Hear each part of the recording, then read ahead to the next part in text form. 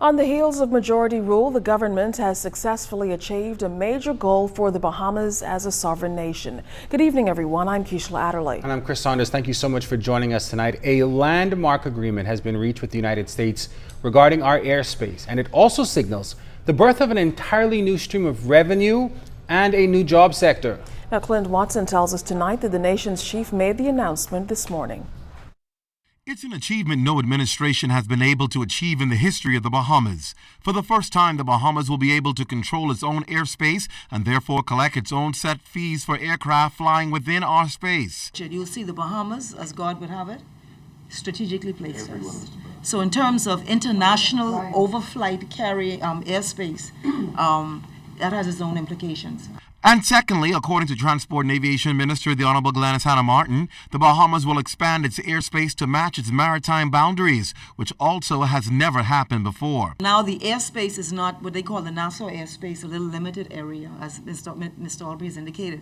So we've already begun discussions with that. We're going to engage in dialogue with neighboring states. The Americans, the FAA has indicated an intention or willingness to work with us towards achieving that end. Both are now in the workings as negotiations take place to solidify the agreement between the Bahamas and the U.S. government, represented by the Federal Aviation Authority.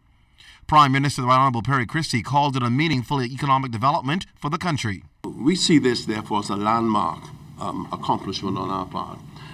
We feel it as opening up new areas of opportunities for our country, including revenue that has not been forecast.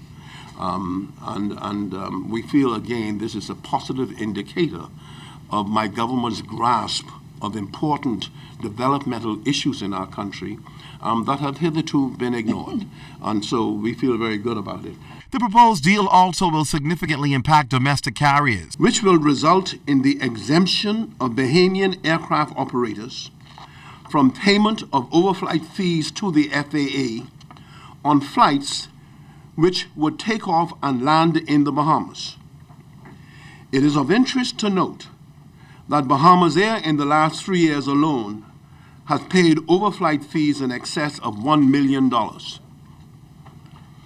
This exemption, which is expected to take effect in the very near future, will translate into significant savings for local aircraft operators, including Bahamas Air.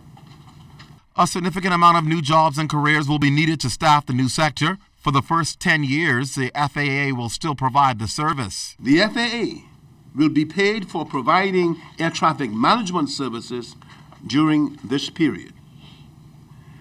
The overflight fees will be set by the Bahamas government and collected from transiting aircraft in accordance with the economic guidelines issued by the International Civil Aviation Organization. It is also anticipated that the agreement will include technical assistance and training for the Bahamas as it seeks to further develop its air traffic management capacity.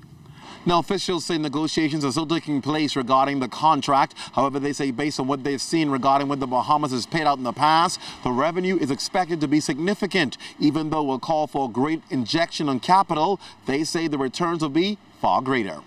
At the office of the Prime Minister, Clint Watson, ZNS Network News.